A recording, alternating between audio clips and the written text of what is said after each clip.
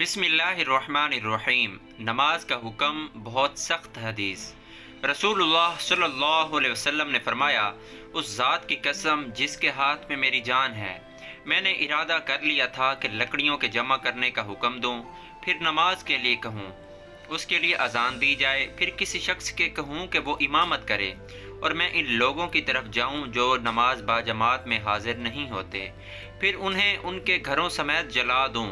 अस्तगफिरुल्लाह। इस ज़ात की कसम जिसके हाथ में मेरी जान है, अगर ये जमात में ना शरीक होने वाले लोग इतनी बात जान लें कि इन्हें मस्जिद में एक अच्छे किस्म की गोश्त वाली हड्डी मिल जाएगी या दो उम्दा खर ही मिल जाएंगे, तो ये इशा की जमात के लिए मस्जिद में ज़रूर हाजिर हो जाएं।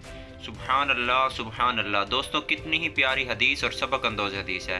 इस हदीस को सदका जारिया समझकर अपने दोस्तों में, अजीज़ों में लाजमी शेयर करें। आपकी सपोर्ट का बेहद शुक्रिया।